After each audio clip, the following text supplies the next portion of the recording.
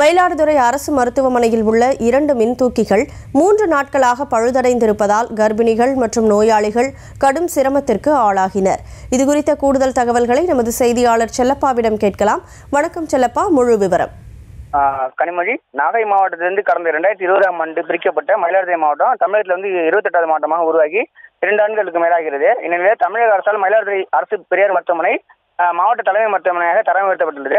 இந்த மருத்துவமனையில் உள்ள 5 அடுக்கு மாடி கட்டிடம் கர்ப்பிணி பெண்கள் பிரிவு, மயக்க மருந்து பிரிவு, பச்சிளம் குழந்தைகள் தீவிர சிகிச்சை பிரிவு, சுகாதார பணிகள் இணை இயக்குநர் அலுவலகம் என 5 பிரிவுகள் கொண்டது.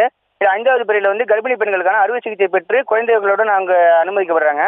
இந்த கர்ப்பிணி பெண்கள் முதல் மற்றும் 2வது தளத்தில் இருந்து அறுவை சிகிச்சை மூலம் குழந்தை பெற்ற தாய்மார்கள் 5வது தளத்திற்கு சிகிச்சை அளிக்கப்படுவதாக அங்கு சேர்க்கப்படுகின்றனர். இதில் 5வது தளத்திற்கு செல்வதற்காக 2 லிப்டுகள் அந்த கட்ட பில்டிங்ல இருக்கு. அதுல ஒரு லிப்ட் ஏற்கனவே பழுதாகி இருந்த நிலையில தற்போது 2வது லிப்டும் பழுதாகி 3 நாட்கள் ஆகிறது. இதனால அங்க குழந்தைகள் பெற்று குணமடைந்து வீடு திரும்பும் தாய்மார்களும் பச்சிளம் குழந்தைகளை வைத்திருப்பவரும் கர்ப்பிணி பெண்களும் இதனால மிக சிரமம் அளித்து வராங்க. இது குறித்து நம்ம மாவட்ட மருத்துவமனை நிர்வாகத்தை கேட்டபோது ஒரு லிப்ட் தற்போது தற்காலிகமாக சரி செய்து இருக்கோம்.